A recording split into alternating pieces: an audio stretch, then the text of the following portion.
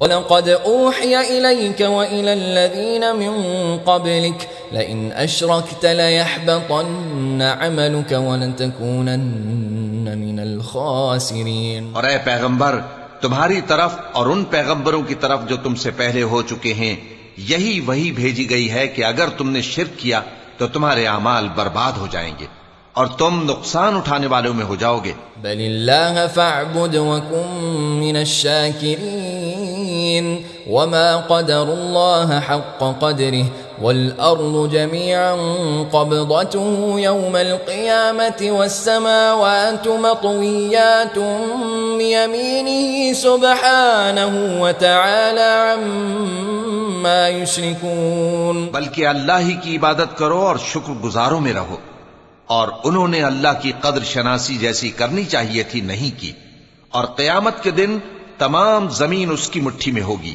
اور آسمان اس کے داہنے ہاتھ میں لپٹے ہوئے ہوں گے، اور وہ ان لوگوں کے شرک سے پاک ہے، بلند و برتر ہے۔ السلام علیکم ورحمۃ اللہ وبرکاتہ۔ وعلیکم السلام ورحمۃ اللہ وبرکاتہ۔ نحمده ونصلی علی رسولہ الکریم، اما بعد فاعوذ باللہ من الشیطان الرجیم، بسم اللہ الرحمن الرحیم، رب اشرح لی صدری ویسر لی امری واحلل عقدۃ من لسانی یفقہوا قولی۔ یہ بتائیے کہ جادو کا شرک سے کیا تعلق ہے؟ ہم شرک کا باب پڑھ رہے تھے نا، تو اس کا ذیلی باب ہے جادو، کیا کنیکشن ہے؟ یعنی جادو میں کچھ ایسے اعمال کیے جاتے ہیں جو شرک کے ضمن میں آتے ہیں، جس میں غیر اللہ سے مدد مانگی جاتی ہے، جیسے شیاطین وغیرہ، اور اللہ تعالیٰ کی صفت تصرف جو یعنی کہ اللہ تعالیٰ کی جو قدرت ہے، یہ طاقت ہے مختلف کاموں میں تصرف کی، وہ دوسروں سے منسوب کر دی جاتی۔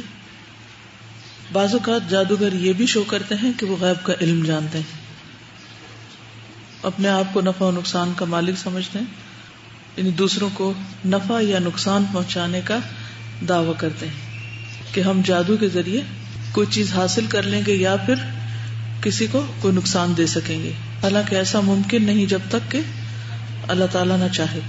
تو دراصل اس میں بہت سا عقیدے کا بگاڑ ہے۔ جادوگروں کے علاوہ اور کن کے پاس جانا شرک کا سبب بن سکتا ہے؟ کاہن کس کو کہتے ہیں؟ مثلا جو غیب کی خبریں دیتے ہیں، پیشن گوئیاں جو کر رہے ہوتے ہیں۔ پھر غیب کی خبریں دینے والوں میں کون کون شامل ہیں؟ نجومی کیا کرتے ہیں؟ وہ کس کے ذریعے خبریں پہنچاتے ہیں؟ ستاروں کو ذریعہ بناتے ہیں، ستاروں کی رفتار یا مختلف سٹارز یا جو سیارے ہوتے ہیں ان کے ذریعے، برج، وہ جو بروج، سورت بروج سے اس کی دلیل لیتے ہیں، حالانکہ اس میں تو کوئی ایسے ذکر نہیں۔ اور کون ہوتے ہیں جن کے پاس جا کر انسان شرک کا مرتکب ہوتا ہے؟ فال گیر، یعنی جو فال نکالتے ہیں۔ فال کے لیے کس چیز کا استعمال کیا جاتا ہے؟ پرندے، طوطا وغیرہ کو۔ اچھا، اور پامسٹ، یس، جو ہاتھ کی لکیریں دیکھتے ہیں۔ اس میں کیا برائی ہے؟ ہاتھ کی لکیریں دیکھنا تو ایک سائنس ہے، ایک علم ہے، ایک فن ہے، تو اس کا کیا تعلق ہے شرک سے؟ جی، مستقبل کے بارے میں کسی بھی چیز کے علم کا دعویٰ کرنا درست نہیں، کیونکہ کل کیا ہونے والا ہے؟ قرآن مجید میں آتا ہے ما تدری نفس ماذا تکسب غدا، کسی کو نہیں پتا کہ اس نے کل کیا کرنا ہے۔ لکھا ہے قرآن میں، کس سورت میں آئیے؟ سورت لقمان، اس کے آخر میں آتا ہے۔ تو جب اللہ ہی کو پتا ہے کہ کل کیا ہونا ہے، تو ہم کسی کے آگے کیوں ہاتھ پھیلا کے اپنا حال وہاں سے جاننے کی کوشش کرتے ہیں؟ اور کون سا طریقہ ہوتا ہے؟ رومال یا زائچے بنانے والے، وہ کیا کرتے ہیں؟ لکیریں کھینچ کے ڈبیاں بعض اوقات بناتے ہیں اور اس میں نشان لگاتے ہیں میرا خیال ہے، اور پھر جو آخر میں آ کے پتہ چلتا ہے کہ اگر ایک ڈبی خالی رہ گئی یا آڈ نمبر نکلا، اللہ عالم طریقہ کیا ہوتا ہے، لیکن اس سے بھی غیب کی خبر معلوم کرنا کہ یہ کام ہو یا نہ ہو، کرنا بہتر ہے یا نہیں کرنا چاہیے۔ اور کارڈز کے ذریعے اور کیا کرتے ہیں؟ مثلاً کبھی آپ نے دیکھا کہ لوگ کافی کے اوپر تقدیر پڑھ رہے ہوتے ہیں، کافی کے کپ پہ، کہ اس کے اوپر جو جھاگ بنتی ہے ان لکیروں میں، بعض لوگ بالوں میں بال دیکھ کے کچھ بتاتے ہیں،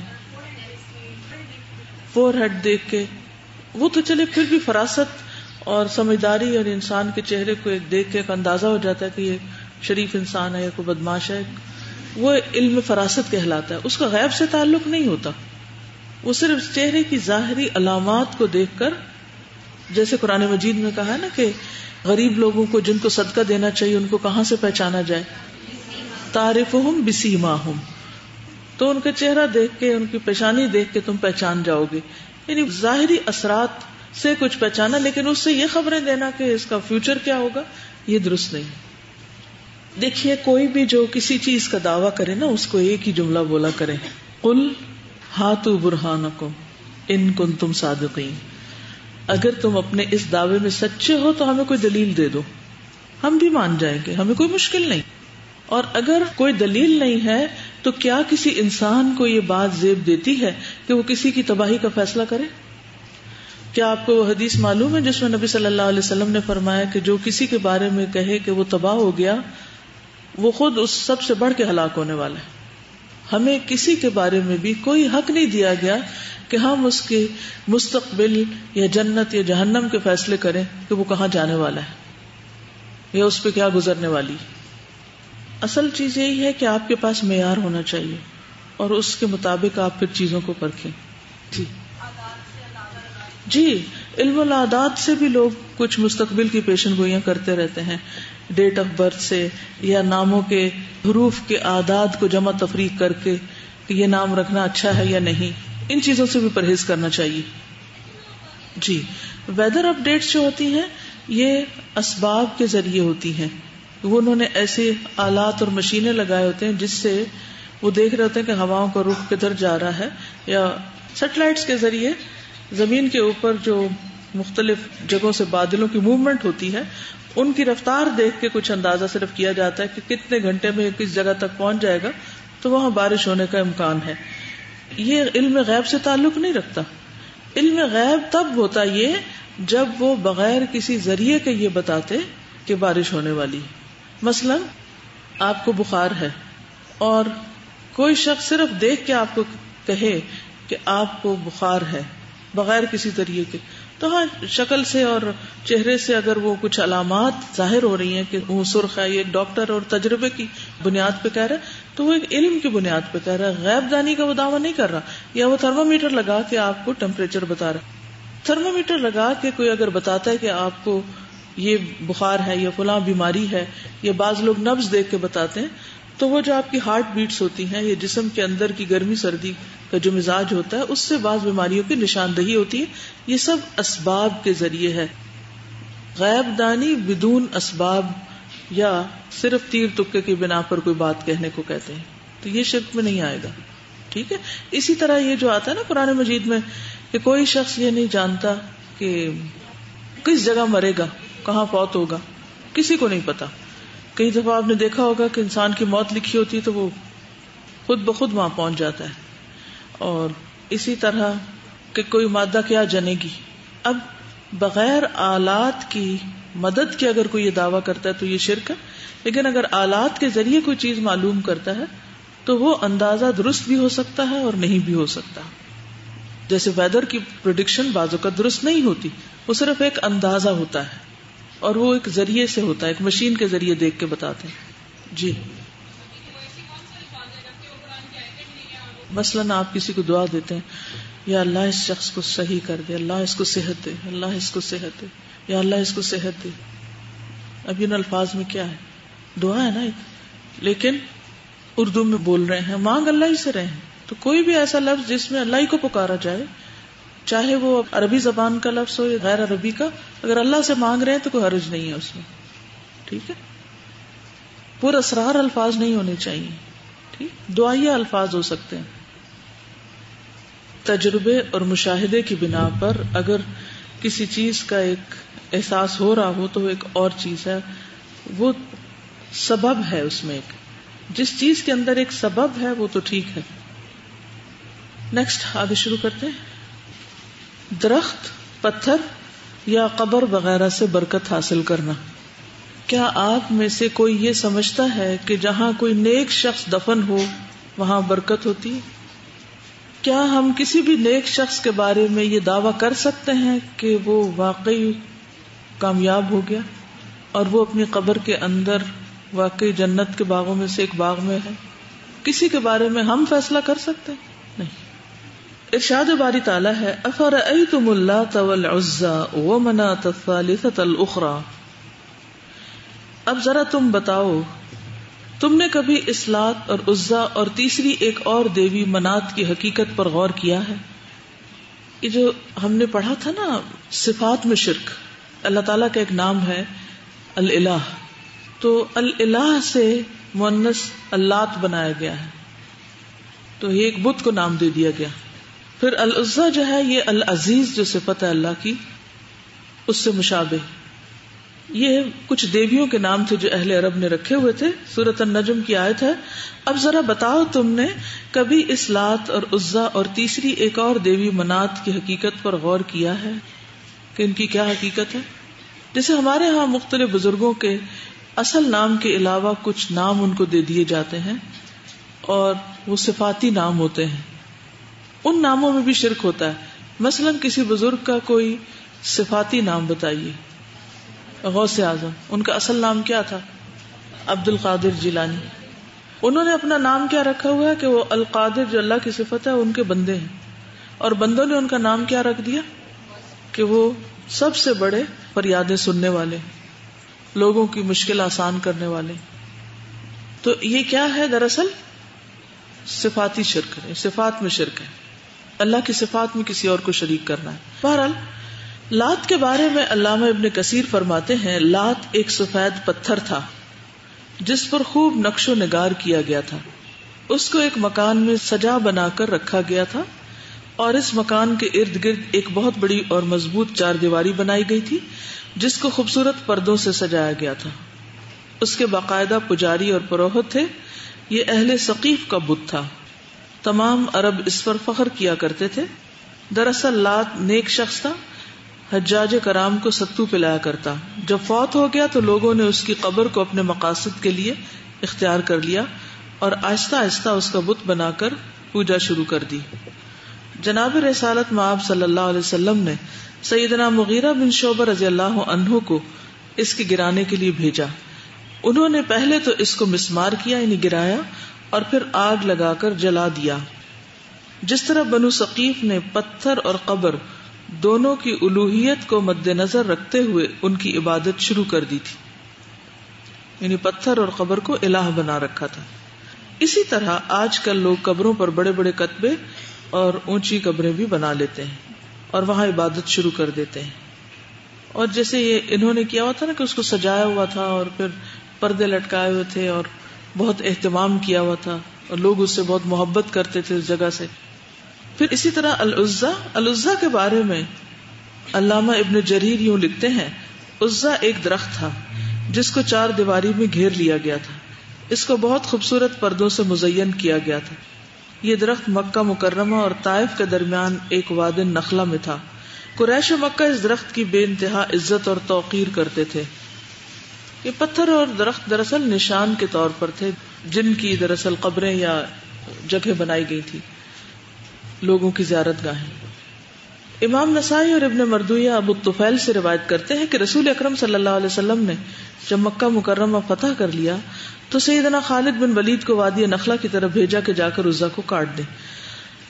خالد جب وادی نخلہ پہنچے تو دیکھا وہاں 3 درخت تھے. تینوں کو انہوں نے کاٹ دیا اور مکان کو بالکل مسمار کر کے آپ کی خدمت میں حاضر ہوئے.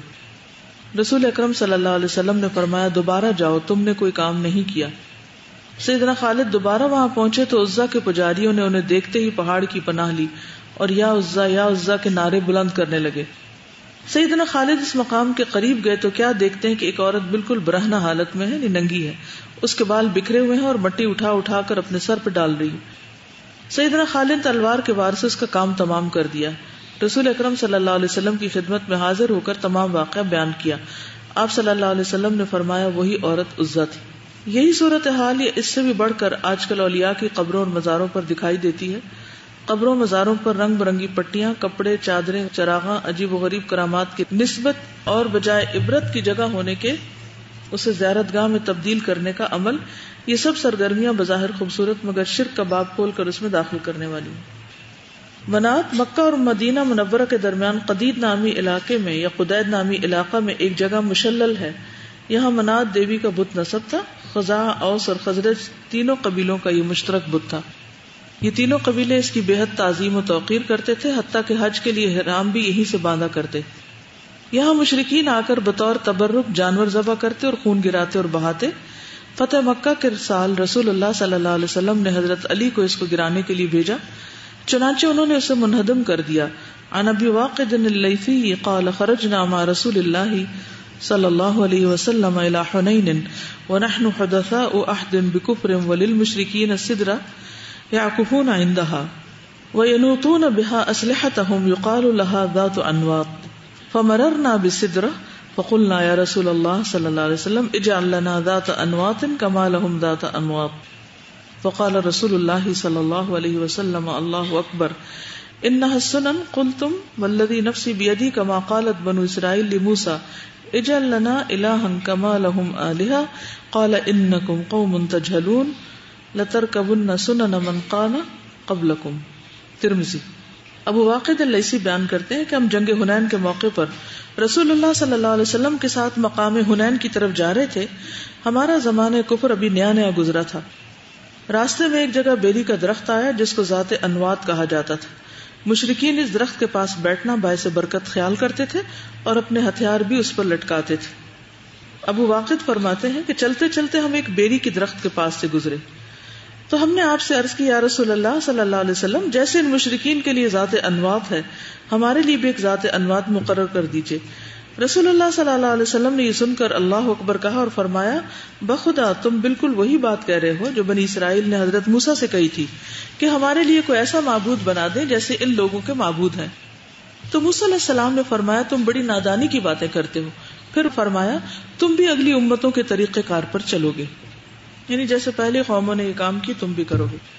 لات و منات کے پجاری ان کی عزت اور توقیر کرتے تھے اور یہ اعتقاد رکھتے تھے کہ ان کے پاس آ کر جانوروں کو ذبح کرنا باعث برکت ہے. ان کے پاس آ کر دعائیں مانگتے اور ان سے امداد چاہتے تھے. اپنی حوائج کی تکمیل کے لیے ان پر اعتماد اور بھروسہ کرتے تھے، ان سے برکت اور سفارش کی امید رکھتے تھے. کیا صالحین کی قبروں پر جا کر تبرک حاصل کرنا جس طرح کے لات و منات کے پجاری کرتے تھے، درختوں اور پتھروں سے برکت حاصل کرنا جیسے عزا اور منات کے پرستاروں کا شیوا تھا، یکساں نوعیت کا شرک نہیں. جو شخص اس دور میں یعنی آج کل میں صالحین کی قبروں سے اسی طرح کی توقعات رکھتا ہے یا کسی درخت اور پتھر کی توقیر کرتا ہے یعنی عزت کرتا ہے، ان سے مدد کا طالب ہوتا ہے، وہ بھی گویا مشرکین عرب کا سا عمل کرتا ہے. چنانچہ شجر و حجر یا کسی قبر سے تبرک حاصل کرنے کی نسبت سے دل کو ان کی طرف جھکانا شرک فی العبادات کے زمرے میں آ جاتا ہے، جس سے اپنے آپ کو بچانا ضروری ہے. تو خلاصہ کیا ہے؟ جس چیز میں برکت اللہ رسول نے نہیں بتائی اس چیز کو باعث برکت سمجھنا کیا ہے؟ درست ہے یا غلط؟ غلط ہے. سمپل سا بس یہ فارمولا ہے. آپ کو یاد ہے صلح حدیبیہ کے موقع پر جس درخت کے نیچے بیعت کی گئی تھی، بعد میں اس کو کس نے کٹوایا تھا؟ حضرت عمر نے. کیوں کٹوایا تھا؟ آپ کو یہ پتا چلا تھا کہ لوگ جب جاتے ہیں مکہ کی طرف تو خصوصی طور پر اس کو وزٹ کرتے ہیں اور اس سے ایک طرح سے برکت حاصل کرتے ہیں کہ اس درخت کے نیچے چونکہ صحابہ کے ساتھ جنت کا وعدہ ہوا تھا اور ان لوگوں کے بہت تعریف ہوئی تھی تو ہم بھی یہاں پہنچ کے کچھ عمل کریں. تو اس کو کٹوا دیا گیا تھا. چونکہ کسی درخت کے اندر ایسی کوئی چیز نہیں، چاہے وہ کسی پیغمبر نے ہی کیوں نہ لگایا ہو یا اس کے نیچے کو خاص عمل ہی کیوں نہ قرار پایا ہو، جب تک اللہ تعالی یا اللہ کے رسول صلی اللہ علیہ وسلم ہمیں نہیں بتاتے کہ اس چیز سے برکت حاصل کرو، ہمیں برکت حاصل کرنے کی سوچنا بھی نہیں چاہیے. اسی طرح کیا کسی کی قبر پر جا کر آپ نے یہ بات فرمائی تھی کہ یہاں شہید دفن ہے؟ مثلا آپ بقیع میں بھی جاتے تھے یا شہدائے احد بھی مدینہ سے بہت قریب تھے. کیا کبھی آپ نے صحابہ کو یہ تعلیم دی کہیں بھی کہ جاؤ اور ان اہل قبور یا ان قبروں سے برکت حاصل کرو؟ اگر کوئی ایسی دلیل ملتی ہے تو ہمیں بھی یہ سوچ رکھنی چاہیے، اور اگر دلیل نہیں تو ہم خود سے ایسی چیزیں ایجاد نہیں کر سکتے. سمپل سی بات ہے. دوسری بات یہ کہ یہ طریقہ مشابہت رکھتا ہے کس سے؟ مشرکین عرب کے عمل سے. وہ اس طرح کے کام کرتے تھے. اب ایک جاہلی دور ہے اور ایک نبی صلی اللہ علیہ وسلم کا دور اسلام ہے جس میں روشنی آئی. جہاں طاغوت کی آیت آتی ہے نا، وہاں آپ نے دیکھا کہ اس کے بعد کیا آتا ہے؟ اللہ ولی الذین آمنوا یخرجہم من الظلمات الی النور والذین کفروا اولیاؤہم الطاغوت یخرجونہم من النور الی الظلمات. بالکل اپوزٹ کام ہوتا ہے. تو ہمیں دور جاہلیت کے جن اعمال سے، اندھیروں سے اللہ کے رسول صلی اللہ علیہ وسلم نے نکالا کہ جو لات عزا منات کے پجاری کرتے تھے، ہمیں ان چیزوں سے روکا گیا. اور آج ہم آپ کی امت میں ہوتے ہوئے وہی کام پھر شروع کر دیں کہ ان چیزوں کو بابرکت سمجھنا شروع کر دیں یا ان سے برکت حاصل کرنا شروع کر دیں، تو یہ درست نہ ہوگا. اس پر عام طور پر لوگ دلیل لیتے ہیں حضرت زکریا علیہ السلام کی کہ حضرت مریم کو جہاں سے پھل مل رہے تھے اور ان کے پاس رزق آتا تھا تو انہوں نے وہاں جا کر دعا کی تھی. کہاں وہ دعا کر رہے تھے؟ ہنالک دعا زکریا ربہ. لوگ عام طور پہ یہ سمجھتے ہیں نا کہ چونکہ ان لوگوں کی بڑی دعائیں قبول ہوتی تھی تو ہم ان کی قبر کے پاس جا کر اللہ سے دعا کرتے ہیں، یا پھر ان سے کہتے ہیں، یا یہ بڑی بابرکت جگہ ہے یہاں کھڑے ہو کے دعا کرتے ہیں. تو ان دو واقعات میں کیا فرق ہے؟ حضرت زکریا کہاں کھڑے تھے؟ محراب میں کھڑے تھے، یعنی مسجد میں کھڑے تھے. کیا وہ حضرت مریم کے کمرے میں کھڑے تھے؟ حضرت مریم کے پاس بیٹھ کے دعا کر رہے تھے یا ان سے کوئی برکت حاصل کر رہے تھے؟ پھر کس کو پکار رہے تھے؟ ہنالک دعا زکریا ربہ. کیا پکارا؟ قال ربی ہب لی من لدنک ذریۃ طیبہ. فرق ہے نا دونوں چیزوں میں. اب ہنالک جو ہے اس کا مطلب یہ ہے کہ انہوں نے جب ایک اپرچونٹی دیکھی کہ ایک خاتون کی دعا قبول ہو رہی ہے تو میں بھی کیوں نہ مانگوں. تو دیر نہیں لگائی، وہی مانگ، دیر اینڈ دین. ہم جو کہتے ہیں نا دیر اینڈ دین، انہوں نے بھی دعا مانگ لی. کیونکہ جب انسان کوئی ایسی کرامت دیکھتا ہے یا کوئی معجزہ دیکھتا ہے تو اس کے دل کا حال کیا ہوتا ہے؟ وہی ہوتا ہے جو اس کو دیکھنے سے پہلے ہوتا ہے. ایک یقین کی کیفیت میں اضافہ ہوتا ہے نا. تو جو دعا جتنے زیادہ یقین کے ساتھ مانگی جائے گی اس کی قبولیت کے چانسز اور زیادہ ہو جائیں گے، کیونکہ ہمیں یہی سکھایا گیا ہے کہ دعا جب مانگو تو یقین کے ساتھ مانگو. پھر کیا حضرت مریم فوت ہو چکی تھی اس وقت؟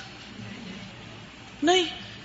پھر اگر یہ کہا بھی جائے کہ جی وہ کمرے کے ساتھ ہی تھی وہ جگہ، تو اس جگہ کی برکت کس وجہ سے تھی؟ اگر کہیں بھی تو کہ جگہ بابرکت تھی، کیونکہ کچھ جگہوں کو اللہ نے بابرکت بھی بنایا ہے. قرآن مجید میں آتا ہے. کون سی جگہ ہے بابرکت؟ سبحان الذی اسری بعبدہ لیلا من المسجد الحرام الی المسجد الاقصی الذی بارکنا حولہ. اس کے آس پاس کی جگہ کو ہم نے برکت دی. گویا مسجد کیسی جگہ ہے؟ بابرکت. آپ کو دعا کرنی ہے مسجد چلے جائیں، حرم چلے جائیں، مسجد میں بیٹھ کے اللہ کو پکاریں. تو مسجد اقصی میں آپ گئے اور مسجد اقصی کا آس پاس کا علاقہ بھی بابرکت ہے، جیسے بیت اللہ کے آس پاس کا علاقہ بابرکت ہے. لیکن کیا ہمیں کبھی یہ سکھایا گیا کہ ہم بیت اللہ کی برکت حاصل کریں؟ کیا کہا گیا؟ کہ وہاں عبادت کا ثواب بڑھ جاتا ہے. کتنا زیادہ ہو جاتا ہے حرم میں نماز پڑھنے کا؟ برکت کا لفظی معنی کیا ہے؟ زیادہ ہونا، بڑھوتری ہونا. تو گویا وہاں عبادت کا ثواب بڑھ گیا، دعاؤں کی قبولیت کے چانسز بڑھ گئے، کیونکہ نبی صلی اللہ علیہ وسلم نے جو بیت اللہ کے پاس دعا مانگنے اور پھر حجر کے اندر اور پھر ملتزم، ان ساری جگہوں کی نشاندہی بھی کر دی نا. یہ قبولیت کے مقامات ہیں. تو جن مقامات کی آپ نے خود نشاندہی کر دی ہے وہ تو ہم لے لیں گے ایز اٹ از، اور جن چیزوں کے بارے میں بتایا نہیں ہے خود سے ہم ان کے بارے میں کوئی ایسی سوچ نہیں رکھیں گے، اس سے دور ہی رہیں گے. اسی میں احتیاط ہے. ٹھیک ہے. اب آپ دیکھیے کہ اگر مسجد اقصی کے اندر اور اس کے آس پاس برکت ہے، اس کا کیا معنی ہے؟ وہاں بھی ایک نماز کا ثواب کتنا ہوتا ہے؟ بڑھنے کا معنی نا، برکت بڑھتی ہیں چیزیں، ثواب بڑھتا ہے، ٹھیک ہے. ایک نماز کتنی نمازوں کا؟ 500. اب آپ دیکھیے نبی صلی اللہ علیہ وسلم نے مدینہ کے لیے بھی برکت کی دعا کی تھی نا کہ اللہم بارک فی مدنا وسعنا، اپنے پیمانوں میں برکت کی دعا کی تھی، پھلوں میں برکت کی دعا کی تھی. تو کس سے کی تھی؟ اگر ہم یہ کہتے ہیں کہ یا اللہ تو ہمارے مال اولاد میں برکت دے، تو اس کا کیا مطلب ہوتا ہے؟ ان میں برکت کی دعا کر رہے ہیں، نہ کہ ان سے برکت حاصل کرنے کی دعا کر رہے ہیں. ٹھیک ہے نا؟ کسی چیز میں برکت ہونا اور کسی چیز سے برکت لینا یا کسی چیز سے برکت مانگنا، یہ دو مختلف چیزیں ہیں. اللہ تعالیٰ تو کہیں بھی برکت ڈال سکتے ہیں لیکن بندے نہیں. اچھا، اب برکت کا معنی ہم لوگ کیا لیتے ہیں؟ پھر اس جگہ پہ سجدے کرنے لگتے ہیں، پھر اس جگہ پر ہاتھ پھیرنے لگتے ہیں، پھر اس جگہ پر کپڑے پھیرنے لگتے ہیں، پھر کپڑے چڑھانے لگتے ہیں، پھر مختلف قسم کے کام شروع کر دیتے ہیں. اگر کوئی جگہ کے بارے میں پتہ بھی چلتا ہے کہ بابرکت ہے تو وہاں کرنا کیا چاہیے؟ یعنی اس جگہ کو خدا بنا لینا چاہیے کہ یہ ہمیں دے رہی ہے کوئی چیز، یہاں سے نکل رہی ہے، اس کے ہاتھ میں کوئی چیز آ گئی ہے. کیا سمجھنا چاہیے؟ کیونکہ یہ کانسیپٹ بھی درست ہونا ضروری ہے نا. مثلا مسجد اقصی کے آس پاس اللہ نے برکت ڈالی، مراد سے یہ ہے کہ وہاں کی پیداوار اچھی ہوگی، وہاں پر خیر و بھلائی کے کام ہوں گے، کیونکہ مسجدیں ایسی جگہ ہوتی ہیں کہ جہاں سے خیر پھوٹتی ہے، لیکن مسجد زرار بھی ہوتی ہیں اس کے ساتھ ساتھ. تو بہت سی چیزیں نیتوں کے ساتھ بھی ہوتی. قبر پرستی، جب اسلام میں بدعات کا رواج ہوا تو مسلمانوں نے یہود و نصارہ کی نقل میں قبروں کو پختہ کیا، ان پر عمارتیں بنائی اور ان کی پرستش شروع کر دی. رسول اللہ صلی اللہ علیہ وسلم نے اس سے سختی سے منع کیا. رسول اللہ صلی اللہ علیہ وسلم نے فرمایا لعن اللہ الیہود والنصارى اتخذوا قبور انبیائہم وصالحیہم مساجدا. بخاری اور مسلم. اللہ تعالیٰ یہودیوں اور عیسائیوں پر لعنت کرے جنہوں نے اپنے انبیاء اور صالحین کی قبروں کو سجدہ گاہ بنا لیا. نبی اکرم صلی اللہ علیہ وسلم کی ازواج مطہرات میں سے بعض یعنی ام سلمہ اور ام حبیبہ نے آپ سے حبشہ میں ایک گرجے کا ذکر کیا، یعنی چرچ جس کا نام ماریا تھا، اور کہا اس میں تصویریں بھی تھیں. تو آپ نے فرمایا یہ ایسے لوگ ہیں جب ان میں کوئی نیک آدمی فوت ہو جاتا تھا تو اس کی قبر پر سجدہ گاہ بنا لیتے، یعنی مسجد بنا لیتے، پھر اس میں تصویریں بناتے. یہ لوگ اللہ کے ہاں سب سے بدتر مخلوق ہیں جو قبر کے اوپر مسجد بنا لیتے ہیں. جندب بن عبداللہ فرماتے ہیں رسول اللہ صلی اللہ علیہ وسلم نے اپنی وفات سے 5 دن پہلے فرمایا الا فلا تتخذوا القبور مساجدا فانی انہاکم عن ذلک. مسلم. ترجمہ، خبردار تم قبروں کو سجدہ گاہ نہ بنانا، میں تمہیں اس سے منع کرتا ہوں. یعنی قبرستان کے اندر نماز نہیں پڑھنی چاہیے. ان تمام احادیث سے واضح ہوا کہ انبیاء اور نیک لوگوں کی قبروں کو سجدہ گاہ نہیں بنانا چاہیے اور نہ ان پر کسی قسم کی عمارت قائم کرنی چاہیے. جابر فرماتے ہیں نہا رسول اللہ صلی اللہ علیہ وسلم ان یجسس القبر وان یقعد علیہ وان یبنى علیہ. مسلم. رسول اللہ صلی اللہ علیہ وسلم نے قبر کو پختہ بنانے، قبر پر بیٹھنے اور قبر پر عمارت بنانے سے منع کیا ہے. ابھی ایک صحیح حدیث ہے. کیا چیزیں منع ہے؟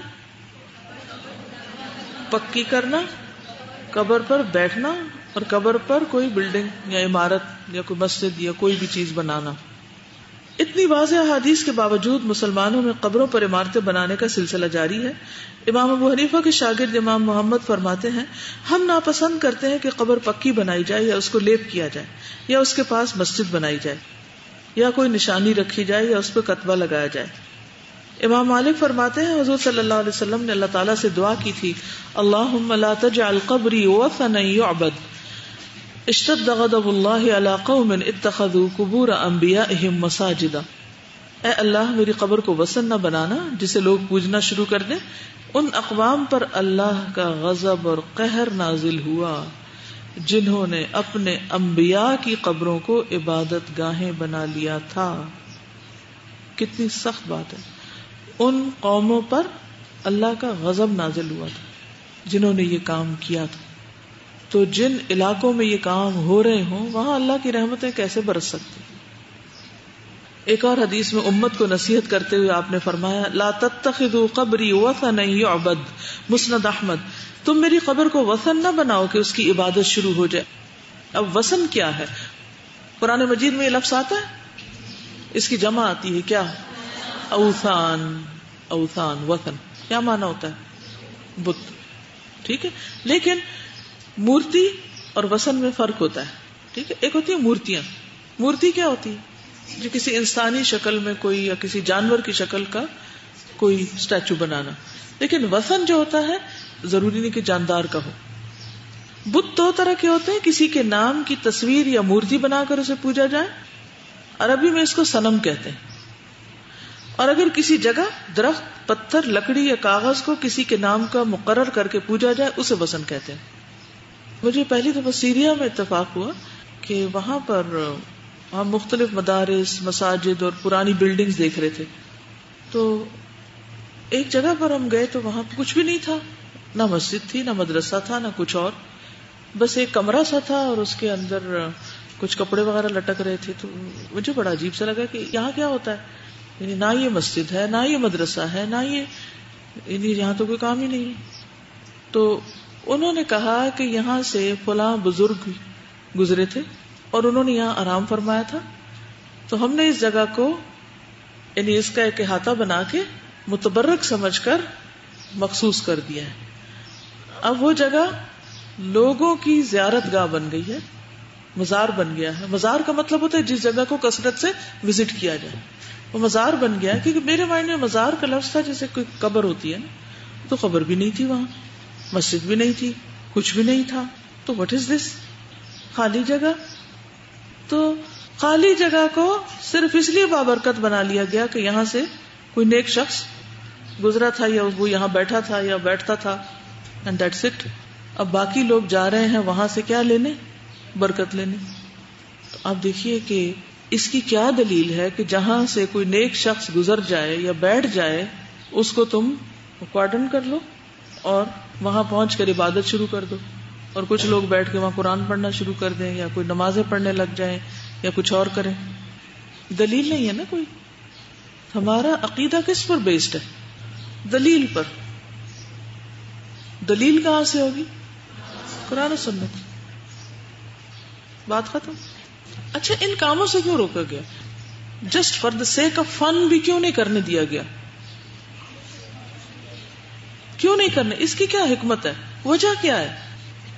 گناہ ہے اور شرک کا دروازہ کھلتا ہے، سد ذریعہ ہے، اور اللہ کے حق میں کمی. یس، اللہ تعالی سے توجہ ہٹ جاتی ہے. جب ہمیں یہ پتا ہو کہ فلانی قبر کے پاس جا کے دعا قبول ہوگی تو ہم گھر میں تو نماز دل لگا کے نہیں پڑھیں یا دعا دل لگا کے نہیں مانگیں کہ یہاں تو ہونی نہیں، چلو وہیں جب جائیں گے تو کر لیں گے جو کرنا ہے. جی، توکل کے منافی بھی ہے. دیکھیے ابراہیم علیہ السلام کی بار بار قرآن مجید میں جو تعریف کی گئی ہے وہ کس صفت کی بنا پر ہے؟ حنیفا مسلما وما کان من المشرکین. یکسو، بس ایک اللہ کافی. انہوں نے کیا کہا تھا؟ حسبی اللہ ونعم الوکیل. صرف اللہ کو پکارا تھا، کسی اور کو نہیں، نہ سورج کو، نہ چاند کو، نہ ستارے کو، نہ کسی اور چیز کو. حسبی اللہ ونعم الوکیل. اللہ تعالی کو دراصل ایسی ہی توحید چاہیے کہ جس میں شرک کی آمیزش نہ ہو، جس میں انسان کے لیے اللہ ہی کافی ہو، اور ایسی خرافات سے اور ایسی چیزوں سے نکال دیا گیا کیونکہ یہ سب وقت، مال، پیسے کا بھی ضیاع ہے نا.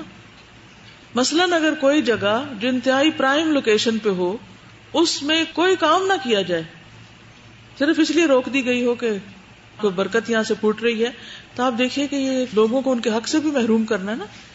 کہ وہاں کوئی اسکول بن سکتا تھا، وہاں کوئی اور ایکٹیویٹی ہو سکتی تھی، لوگوں کو رہنے کے لیے گھر نہیں مل رہا. اسی لیے آپ نے دیکھا ہوگا کہ ایجپٹ میں نے خود اپنی آنکھوں سے دیکھا کہ بہت سے لوگ قبرستان کے اندر رہ رہے تھے. قبرستان کے اندر باقاعدہ آبادیاں میں بھی آپ سرچ کریں تو کئی تصویریں بھی آپ کو ملیں. کیوں؟ اس لیے کہ جو غریب لوگ ہیں، جن کے پاس کوئی گھر نہیں ہے، کوئی رہنے کی جگہ نہیں ہے، انہوں نے کیا کیا کہ قبرستانوں میں جن لوگوں نے اپنی قبروں کے اوپر کمرے بنا رکھے ہیں، انہوں نے ان کمروں کو اپنے رہائش گاہ بنا لیا. کوئی ایک شخص قبر کے اوپر کمرہ بناتا ہے. اب جب تک اس کی اولاد رہے گی وہ ہو سکتا ہے جا کے اس کی سال بعد سفیدی کرا دے یا اس میں کوئی صفائی وغیرہ کرا دے. لیکن اگر وہ اولاد ملک سے باہر چلی گئی یا پھر جب لوگ ملک سے باہر چلے جاتے ہیں تو ان کے تو اپنے گھر بھی برباد ہونے لگتے ہیں. کہاں یہ کہ وہ جو کسی مرے ہوئے کی قبر پہ کمرہ انہوں نے بنا کے چھوڑا تھا اس کو لک آفٹر کرنے کے لیے کسی کو تنخواہ دیں. اب جب وہ بالکل نان اٹینڈڈ ہو جاتے ہیں تو پھر جس کا بھی دل چاہتا ہے آ کے وہاں پر رہنے لگ جاتا ہے. پیرامڈز جو ہیں وہ بھی دراصل کیا ہیں؟ پیرامڈز احرام مصر جو ہیں ان کے اندر کیا تھا؟ قبریں، ممیز تھی. اتنی بڑی بڑی عمارتیں صرف مردوں کو اندر رکھنے کے لیے. زندوں کو گھر نہ ملے اور مردوں کے لیے باقاعدہ عمارتیں بنوا دی جائیں. تو یہ عقل بھی اس کو تسلیم نہیں کرتی. کیا خیال ہے؟ اکثر جگہوں پر آپ نے دیکھا ہوگا قبرستان نشہ کرنے والوں، جادوگروں اور ان لوگوں کی ایک مارکیٹ بنی ہوئی ہوتی. بخشش کی دعا تو کسی کے لیے بھی کر سکتے ہیں. انہیں جب بھی کہیں قبروں کے پاس سے گزرے تو السلام علیکم یا اہل الدیار پڑھنا چاہیے. وہ کیوں پڑھنی چاہیے؟ کس نے سکھائی ہے؟ وہ نبی صلی اللہ علیہ وسلم. ان کے لیے دعا، جو بھی مسلمان فوت ہو اس کے لیے دعا تو کی جا سکتی تھی. تو آپ دیکھیے کہ ہمیں سوچنا چاہیے کہ ہم اپنے پیچھے کیا آثار چھوڑ کے جا رہے ہیں. کہ اگر میرے پاس پیسہ ہے اور مجھے ایک ہرن پسند آ گیا، میں اس کی محبت میں گرفتار ہو گئی، اور جب ہرن مرا تو میں نے اس کے اوپر ایک اپنا نشان چھوڑ دیا، ساری زندگی میرے خلاف کیا گواہی دیتا رہے گا؟ مرنے والے کے آثار ہوتے ہیں کوئی؟ کیا آثار ہوتے ہیں؟ سورۃ یاسین میں نہیں آتا انا نحن نحیی الموتى ونکتب ما قدموا وآثارهم؟ تو ان کو آثار قدیمہ بھی کہا جاتا ہے نا. اور مختلف بادشاہوں کے آثار ہوتے ہیں. تو کس چیز کے آثار چھوڑے جا رہے ہیں یہ بھی سوچنا چاہیے. اچھے آثار ہوں گے تو اجر کا باعث ہے، کیونکہ شرک تو ہے ہی اختلاف افتراق کا سبب. جب سب کا رب ایک ہوگا، کعبہ ایک ہوگا، کتاب ایک ہوگی، رسول ایک ہوگا، قبلہ ایک ہوگا، تو یہ ساری چیزیں کیا پیدا کریں گی امت کے اندر، فالوورز کے اندر؟ اتحاد. اور اگر ہر ایک کی قبر الگ ہے اور مزار الگ ہے اور عبادت گاہ الگ ہے اور مسجد الگ ہے تو پھر کیا ہوگا؟ افتراق، اختلاف، اور وہ ایک عذاب ہے.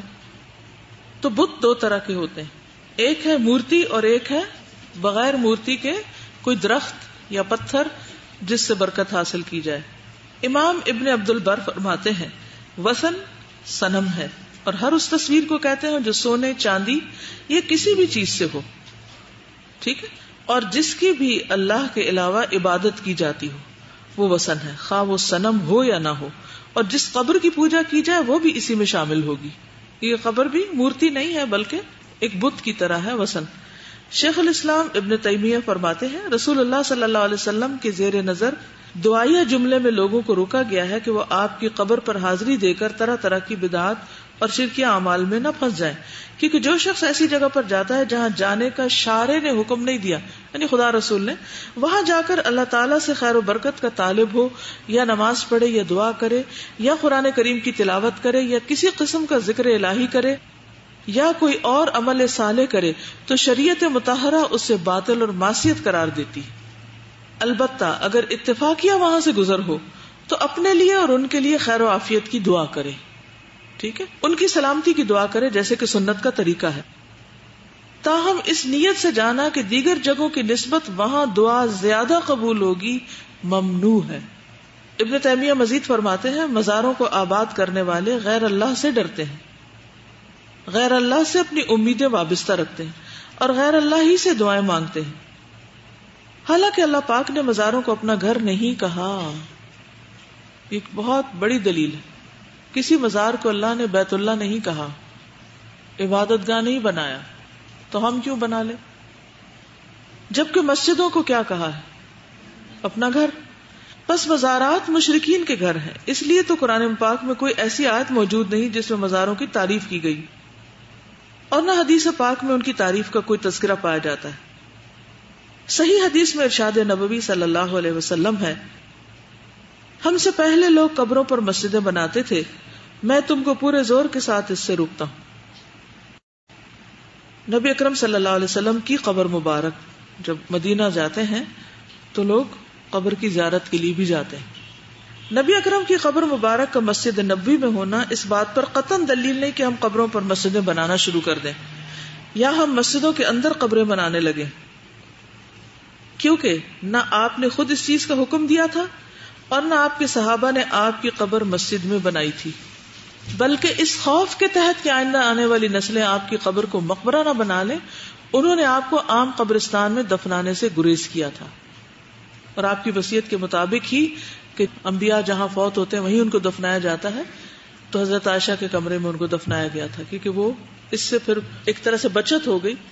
یعنی یہ نہیں تھا کہ پہلے قبر بنائی گئی پھر اس پہ کمرہ بنایا گیا، یا پھر یہ کہ اس کے بعد اس کے اوپر مسجد بنا دی گئی، یہ ترتیب نہیں تھی، بلکہ اس کمرے کے اندر کیوں دفن کیا گیا تھا؟ اگر کھلے قبرستان میں دفن کیا جاتا تو اس میں اندیشہ تھا کہ لوگ آ کر کیا کریں، پوجا شروع کر دیں، اس کو وثن بنا لیں، جبکہ آپ نے خود منع کیا تھا. تو بہت سے لوگ اس بات کو دلیل بنا لیتے ہیں کہ مسجد نبوی کے اندر ہے شاید قبر، حالانکہ وہ اندر نہیں ہے. اس طرح وہ اندر کیوں آ گئی، اس کی بھی وجہ پتہ ہے آپ کو؟ کیوں اس ایریے میں آ گئی؟ کیونکہ مسجد کی توسیع کی گئی تھی اور مجبوری تھی. یعنی یہ نہیں ہوا کہ پہلے آپ کی قبر بنی پھر اس کے اوپر مسجد اس غرض سے بنائی گئی کہ کیونکہ آپ کی قبر یہاں اس لیے مسجد بنائی جائے. یہ وجہ نہیں تھی، وجہ کچھ اور تھی، مقصد کچھ اور تھا، اور وہ تھی ایکسٹینشن. جعفر کے آزاد کردہ غلام عمر سے روایت ہے کہ جب صحابہ کرام آپ کی تدفین کے متعلق بات کرنے کے لیے جمع ہوئے تو ایک صحابی نے کہا نبی کو ان کی نماز پڑھنے کی جگہ دفن کیا جائے. اس پر ابوبکر صدیق نے فرمایا کہ اللہ تعالی ہم سب کو آپ صلی اللہ علیہ وسلم کی ذات کی پرستش سے بچائے. کچھ اور نے کہا کہ آپ کی قبر مبارک جنت البقیع میں دوسرے مہاجرین کے ساتھ ہونی چاہیے. ابوبکر نے فرمایا یہ بات بالکل بھی موضوع نہیں، کہیں ایسا نہ ہو کہ کچھ لوگ نبی صلی اللہ علیہ وسلم کو وہ مقام دینا شروع کر دیں جو صرف اللہ کا ہے. اگر ہم نے آپ کو باہر عام قبرستان میں دفن کیا تو ہم اللہ کے حق کو پامال کریں گے، اگرچہ ہم آپ کی قبر کی پوری طرح نگرانی کریں. جب انہوں نے حضرت ابوبکر کی رائے پوچھی تو انہوں نے فرمایا میں نے اللہ کے رسول صلی اللہ علیہ وسلم کو فرماتے سنا کہ اللہ تعالیٰ نے کسی نبی کی جان نہیں لی مگر یہ کہ وہ وہیں دفنائے گئے جہاں ان کی وفات ہوئی تھی، اس وجہ سے آپ کو اس جگہ دفن کیا گیا تھا. ان کی اس رائے کو سب نے پسند کیا.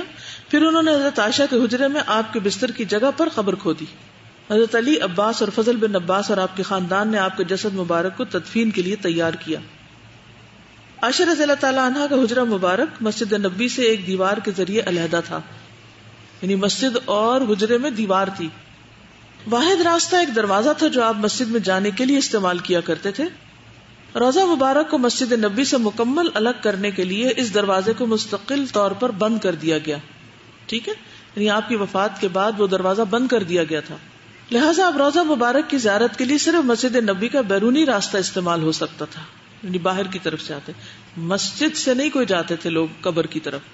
حضرت عمر اور عثمان کے دور خلافت میں مسجد کی توسیع کے دوران اس بات کا خاص خیال رکھا گیا کہ حضرت عائشہ یا کسی بھی دوسری ازواج مطہرات کے حجروں کو بیچ میں شامل نہ کیا جائے، کیونکہ اس طرح کرنے سے آپ کا روضہ خود بخود مسجد کے درمیان آ جاتا. مدینہ میں تمام صحابہ کرام کی وفات کے بعد ولید بن عبد الملک وہ پہلا خلیفہ تھا جس نے مشرق کی جانب سے مسجد نبوی کی توسیع کی، وسیع کیا اس کو، جس سے حضرت عائشہ کا حجرہ مبارک مسجد میں شامل ہو گیا، جبکہ دوسری ازواج مطہرات کے حجرے گرا دیے گئے. یہ توسیع خلیفہ کے گورنر عمر بن عبد العزیز نے کروائی. حضرت عائشہ کے حجرے کے مسجد میں شامل کیے جانے کے بعد اس کے گرد ایک اونچی چار دیواری اس طرح اٹھائی گئی کہ حجرہ مسجد نبوی کے اندر سے نظر نہ آتا، یعنی قبر نظر نہیں آتی تھی مسجد میں. اس کے بعد حجرے کے جنوبی کناروں پر مزید 2 دیواریں کھڑی کی گئی جن کا باہم ملاپ ایک ٹرائنگل کی صورت میں ہوتا تھا. اس تعمیر کے ذریعے اس چیز کا مکمل سدباب کر دیا گیا کہ کسی کا منہ ڈائریکٹلی روضہ مبارک کی طرف ہو، یعنی سامنے قبر نہیں تھی کہ جس کی طرف لوگ سجدہ کرتے تھے، بلکہ باقاعدہ دیواریں بنا دی گئی تھی اور ایک طرح سے مسجد سے الگ کر دیا گیا تھا، اگرچہ احاطہ وہی تھا لیکن عملی طور پر الگ. کافی سالوں بعد روضہ مبارک کے اوپر مسجد نبوی کی چھت پر ایک سبز گنبد کا اضافہ کیا گیا. اس کے بعد روضے کی دیواروں کو سبز کپڑے سے ڈھانک دیا گیا اور اس کے گرد ایک براس کیج بنایا گیا جو دیواروں اور کھڑکیوں پر مشتمل تھا. ان تمام احتیاطی تدابیر کے باوجود ابھی بھی کچھ چیزیں اصلاح طلب ہیں.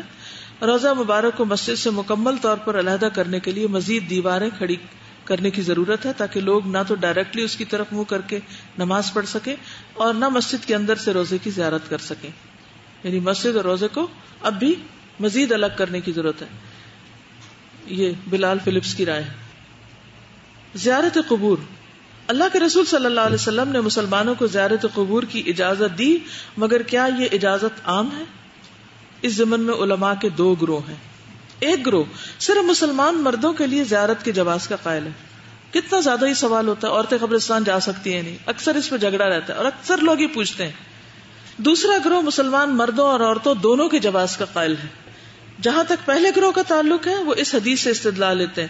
سیدنا ابن عباس کی روایت ہے، لعن رسول اللہ زوارات القبور. رسول اللہ صلی اللہ علیہ وسلم نے قبروں کی زیارت کرنے والی عورتوں پہ لعنت فرمائی. دوسرے گروہ کا استدلال مدرجہ ذیل احادیث میں ہے. رسول اللہ صلی اللہ علیہ وسلم نے فرمایا، انی نہیتکم عن زیارت القبور فزوروها فانها تذکرکم الآخرہ ولتزدکم زیارتها خیرا فمن اراد ان یزور فلیزور ولا تقولوا حجرا. بے شک میں تمہیں قبروں کی زیارت سے منع کیا کرتا تھا، پس زیارت کرو، یعنی اب تم جا سکتے ہو. بے شک وہ تمہیں آخرت کی یاد دلاتی. اس سے کیا پتہ چلتا ہے کہ قبروں کی زیارت کس مقصد کے لیے کرنی چاہیے؟ آخرت کی یاد کر. آج کل جو بڑی بڑی قبریں بنا کے ان پہ عمارتیں بنائی گئی اور ان کو بہت ڈیکوریٹ کیا گیا، کیا وہاں جا کر اللہ کی یاد آتی ہے، آخرت یاد آتی ہے، اپنی موت یاد آتی ہے، یا کچھ اور؟ اس کے علاوہ باقی بہت سی چیزیں. اصل مقصد وہاں بھلا دیا گیا جو قبرستان جانے کا بتایا گیا ہمیں کہ کیوں جاؤ. اور ان کی زیارت تم میں زیادہ خیر پیدا کرے گی. یعنی انسان جب قبر کو دیکھتا ہے، جیسے آپ لوگ معلوم نہیں تجربہ کرتے ہیں نہیں، میں جب اس دیوار کے پاس سے گزرتی ہوں لازماً میرے دل کی حالت بدلتی. یہ قبرستان کی جو جالیاں، یہ کیسے کیسے لوگ یہاں پر دفن ہیں، پتہ نہیں اندر ان کے ساتھ کیا ہو رہا ہے. وہ بے بس ہو چکے ہیں، ابھی اپنے لیے کچھ نہیں کر سکتے. اور ہمارے پاس وقت ہے، ہم اپنا وقت کیسے استعمال کر رہے ہیں؟ ہمیں کیا کرنے کی ضرورت ہے؟ یہاں سے چند یارڈز کا ہی فاصلہ ہے نا. ہم زمین کے اوپر بیٹھے، وہ اندر لیٹے ہوئے، تو وہاں سے گزرتے ہوئے ایک تو دعا پڑھنا نہ بھولیں، کیونکہ مومنوں کا حق ہوتا ہے کہ ان کے لیے بخشش کی دعا کی جائے. اور دوسرے اپنی آخرت نہ بھولیں. اور ہر روز جب رات ہوتی ہے اور پھر صبح ہوتی ہے، ایک دن کم ہو چکا ہوتا ہے اور ہم اپنی قبر کے قریب ہو چکے ہوتے ہیں بنسبت زندگی کے. لیکن کتنے افسوس کی بات ہے کہ جتنا جتنا ہم اپنی موت کے زیادہ قریب ہو رہے ہیں، اتنا اتنا دنیا سے محبت بڑھتی جاتی اور اتنا اتنا دنیا کے بارے میں زیادہ فکر مند ہونے لگتے ہیں. جو بچے بڑے ہوتے ہیں، جوان ہوتے ہیں، شادی ہوتی ہے، پھر ان کے بچے ہوتے ہیں، حتیٰ کہ بوڑھے بھی ہو جاتے ہیں، تو ان کی فکریں کیا رہتی ہیں؟ آخرت اپنی، کہ مرنے میں دن تھوڑے رہ گئے ہیں. کیا ہوتی فکر؟ مال کی حسرت بڑھتی جاتی ہے. اکثر بزرگ لوگوں کو دیکھا گیا ہے کہ وہ زیادہ فکر کس کی کر رہے ہوتے ہیں؟ اپنے تجربے سے بتائیے. اولاد، انما اموالکم اولادکم فتنہ ازواجکم اولادکم عدو لکم. فتنے اور دشمن کی فکر زیادہ کرتے ہیں. اور کیا کرتے ہیں؟ جی ہاں، جو زندگی میں جمع کیا ہوتا ہے اس کی تقسیم کی فکر ہوتی ہے کہ ہمارے بعد یہ کہیں لڑنے نہ لگ جائیں. اپنی فکر ہوتی ہے کہ ہمیں کون سنبھالے گا. جو خواہشات میری پوری نہیں ہوئی وہ اپنے بچوں کی پوری کرنے کے لیے جو کچھ ہے وہ ان کو دے دیا جائے. تو آپ دیکھیں گے کہ اب میں اگر آپ کو کام دوں تو پھر آپ کو مشکل پڑ جائے گی، پھر آپ کہیں گے کہ اتنی تکلیف نہ دیا کریں ہم کو. اس ویک کسی نہ کسی بوڑھے شخص سے ملے. بوڑھے کی ڈیفینیشن کیا ہوگی؟ کتنی ایج؟ ایسا شخص جس کے سارے بچوں کی شادی ہو چکی ہے، یعنی جس کا کوئی کام نہیں، فارغ ہے، ریٹائرڈ. اور اس سے مل کر پوچھیں کہ آپ کو سب سے زیادہ فکر کس چیز کی ہوتی ہے. وہ بتا رہی ہے کہ وہ دادی اماں کو اپنے بچے سب شادی شدہ ہیں تو ان کے بچوں کی فکر لگی ہوئی ہے. بھی اللہ رازق ہے نا، ہم مر بھی جائیں گے تو وہ رزق دیتا رہے گا ان کو. ہمیں اتنی فکر کی کیا ضرورت ہے؟ ہماری فکر اس سے زیادہ کس کے بارے میں ہونی چاہیے؟ اپنی آخرت کی. کیونکہ ہم مر گئے تو انہوں نے تو پتہ نہیں ہم کو یاد بھی کرنا یا نہیں، کتنے دن کریں گے. ہمارے لیے کیا؟ اگر ہمیں اپنی فکر نہیں ہے اور اپنے لیے خود کچھ نہیں کرے تو انہوں نے کیا کرنا ہے ہمارے لیے. یا کوئی خاندان میں بزرگ ہے تو اس کو فون پر بات کیجیے اور پوچھیے آپ کیا کر رہے ہیں آج کل، آپ کی کیا مصروفیت ہے، آپ کوئی پریشانی تو نہیں، سب حالات ٹھیک ہیں. یا آپ بہت لاڈ سے ان سے بات کر کے کہیں آپ بتائیں آپ کو کیا پریشانی رہتی ہے, آپ سب سے زیادہ کیا فکر کرتے ہیں. سوال کرنے کا طریقہ ایسا ہونا چاہیے کہ دوسرا شخص مائنڈ نہ کرے, محبت سے, خیر خواہی سے, پیار سے بات کریں گے تو آپ ان کو بتا بھی سکیں گے کہ آپ اس کی بجائے یہ کر لیں. اور اگر یہ دیکھنے کے لیے اپنے اینک لگا لی کہ اچھا یہ غلطیاں کیا کر رہے ہیں اور ہم ذرا ان پہ تبصرہ لکھ لیں کہ ہمیں ہوم ورک ملا ہوا, تو یہ طریقہ ٹھیک نہ ہوگا. یہ کہتی ہے کہ بعض اوقات دعائیں بھی کرتے ہیں کہ ہمارے بعد ہمارے بچے ایسے ہوں پھر وہ ہمارے نام روشن کریں, ہمارے مرنے کے بعد ہمارا نام روشن کریں. پھر وہ روشنی کہاں تک جائے گی؟ وہ روشن کر بھی دیں, پہلے تو خود کرے نا روشن اپنا. تو زندگی کا مقصد اپنا نام روشن کرنا ہے. رسول اللہ صلی اللہ علیہ وسلم نے فرمایا انی نہیتکم عن زیادۃ القبور فزوروها فإن فیہا عبرہ, میں نے تمہیں قبروں کی زیارت سے منع کیا تھا مگر اب ان کی زیارت کرو کیونکہ ان میں عبرت ہے. شروع میں کیوں منع کر دیا گیا تھا؟ شرک سے روکنے کے لیے. رسول اللہ صلی اللہ علیہ وسلم نے فرمایا کنت نہیتکم عن زیارۃ القبور الا فزوروها فإنها ترق القلب وتدمع العین وتذکر الآخرہ ولا تقولوا ہجرا. میں تمہیں قبروں کی زیارت سے منع کرتا تھا, خبردار اب ان کی زیارت کرو, بے شک وہ دلوں کو نرم کرتی ہیں اور آنکھوں کو بہاتی ہیں اور آخرت کی یاد دلاتی ہیں, اور باطل بات مت کہو. یہ زیارت قبور کے کیا بتا دیے گئے؟ آداب بتا دیے گئے کہ کیا کرنا ہے اور کیا نہیں کرنا. علامہ ناصر الدین البانی لکھتے ہیں فزوروها, پس زیارت کرو ان کی. یہ حکم عام ہے, اس میں عورتیں بھی شامل ہیں, کیونکہ اس سے پہلے جب نبی اکرم صلی اللہ علیہ وسلم قبروں کی زیارت کی ممانعت کی تھی آپ نے, تو وہ حکم مرد اور عورت سب کے لیے تھا. کنت نہیتکم عن زیارت القبور, اس حکم میں جنس کا کوئی تعین نہیں. اسی طرح فزوروها میں بھی جنس کا تعین نہیں ہے, یعنی مرد اور عورتیں سبھی قبروں کے پاس جائیں اور دیکھیں کہ وہاں کس طرح زندگی ساتھ چھوڑتی معلوم ہوتی. دوسری بات یہ کہ قبروں کی زیارت کی اجازت دی گئی, اس کی وجہ آخرت کی یاد دہانی ہے, اور آخرت مرد اور عورت دونوں کے لیے یاد رکھنے کی چیز ہے, تو عورتیں کیوں محروم رہیں عبرت سے. نمبر 3, نبی اکرم صلی اللہ علیہ وسلم نے عورتوں کو قبروں کی زیارت کی اجازت دی. اس کی تائید حضرت عائشہ کے مدرجہ ذیل 2 احادیث سے بھی ہوتی. تیسری چیز جو آپ نے منع فرمائی تھی نا اس حدیث کے آخر میں, وہ آخری لفظ ہے, کیا نہ کرو؟ باطل بات نہ کرو. وہاں پر جا کر فضول باتیں نہ کرو, ان سے مدد نہ مانگو, شرک نہ کرو. ٹھیک ہے, تو یہ حدیث ہے. ان عبداللہ بن ابی ملیکہ ان عائشہ اقبلت ذات یوم من المقابر فقلت لها یا ام المؤمنین من این اقبلتی قالت من قبر عبد الرحمن بن ابی بکر فقلت لها الیس کان رسول اللہ نهى عن زیارت القبور قالت نعم ثم امر بزیارتها وفی روایت عنها ان رسول اللہ رخص فی زیارت القبور. عبداللہ بن ابی ملیکہ روایت کرتے ہیں میں نے ایک دن عائشہ رضی اللہ تعالی عنہا کو قبرستان سے آتے دیکھا. میں نے کہا اے ام المومنین آپ کہاں سے آئیں؟ فرمایا عبد الرحمن بن ابی بکر کی قبر سے, بھائی تھے ان کے. میں نے کہا کیا رسول اللہ صلی اللہ علیہ وسلم نے قبروں کی زیارت سے منع نہ کیا تھا؟ انہوں نے فرمایا ہاں. پھر ان کی زیارت کا حکم دیا, یعنی وہ پہلا حکم تھا اور بعد کا حکم رخصت کا ہے. ایک اور روایت کے الفاظ ہیں رسول اللہ صلی اللہ علیہ وسلم نے قبروں کی زیارت میں رخصت دی. حاکم, بیہقی, ابن ماجہ. امام ذہبی کہتے ہیں یہ حدیث صحیح ہے. امام البوصیری لکھتے ہیں اس کی سند صحیح اور راوی ثقہ ہیں. محمد بن قیس سے روایت ہے, فرماتے ہیں ام المومنین عائشہ نے کہا کیا میں تمہیں اپنے اور رسول اللہ صلی اللہ علیہ وسلم کے بارے میں نہ بتاؤں؟ ہم نے کہا کیوں نہیں؟ آپ نے فرمایا ایک رات نبی صلی اللہ علیہ وسلم یہاں تھے. آپ نے کروٹ لی اور اپنی چادر لی اور جوتی نکال کر اپنے پاؤں کے آگے رکھی اور چادر کا کنارہ اپنے بچھونے پہ بچھایا, لیٹے رہے. تھوڑی دیر اس خیال سے ٹھہرے کہ گمان کیا کہ میں سو گئی. پھر آہستہ سے اپنی چادر لی اور آہستہ سے جوتی پہنی, آہستہ سے دروازہ کھولا, آہستہ سے نکلے, آہستہ سے بند کیا. کتنی دفعہ آہستہ ہے؟ اس سنت پہ کتنے لوگ عمل کرتے ہیں؟ بہت کم. بلکہ اگر کسی کو منع کیا جائے تو مائنڈ کر جاتے ہیں, تو پاؤں مارتے ہوئے جاتے ہیں اور دوسرا دروازہ جا کے بینک کریں گے. پہلے سے زیادہ زور سے بند کریں گے کہ اور منع کرو ہمیں. ہم نے سنت کو اتنا محدود کر دیا ہے. کس کی خاطر یہ سب کچھ ہو رہا ہے؟ بیوی کی خاطر. کتنا خیال ہے, کتنا احساس ہے. کوئی بھی انسان اگر کسی کا اتنا خیال رکھے, اس کے آرام کا, اس کی تکلیف کے بارے میں, کیونکہ مسلمان کا تو معیار ہی یہ بتایا گیا کہ ہاتھ اور زبان سے تکلیف نہ پہنچے, تو یہ ہاتھ سے بھی تکلیف پہنچانے والی بات ہے نا, زور زور سے دروازے بند کرنا اور کھولنا. تو ہم ان معاملات میں کیوں نہیں حساس کہ اس سے دوسرے کو تکلیف ہوگی؟ بے وجہ لائٹ آن کر دینا، کبھی کچھ کرنے لگنا، کبھی کچھ، اور یہ بھول جانا کہ کوئی شخص سو رہا ہے یا آرام کر رہا ہے یا بیمار ہے، صرف اپنی فکر اور دوسروں کے بارے میں بالکل بے نیازی. یہ مومن کا اخلاق نہیں ہوتا.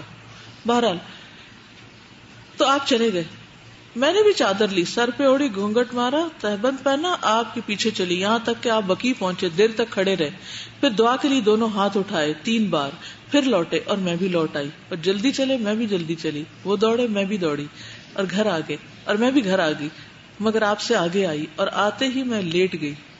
یعنی بتایا نہیں کہ میں بھی پیچھے گئی تھی. جب آپ گھر آئے تو فرمایا عائشہ کیا بات ہے، تمہارا سانس پھول رہا ہے اور پیٹ پھولا. میں نے عرض کیا کچھ نہیں. آپ نے فرمایا تم بتا دو، نہیں تو وہ باریک بین خبردار مجھ کو خبر دے دے گا. میں نے عرض کیا میرے ماں باپ آپ پر قربان ہو، یہ اصل بات ہے. تب آپ نے فرمایا جو کالا کالا میرے آگے نظر آ رہا تھا وہ تم تھی. میں نے کہا جی ہاں. تو آپ نے میرے سینے پہ گھونسا مارا، یعنی محبت سے. فرمایا کیا تم یہ سمجھتے ہو کہ اللہ اور اس کا رسول تمہارا حق دبا لے گا؟ کیونکہ حضرت عائشہ نے یہ سمجھا تھا کہ شاید آپ کسی اور زوجہ مطہرہ کے گھر چلے گئے ہیں.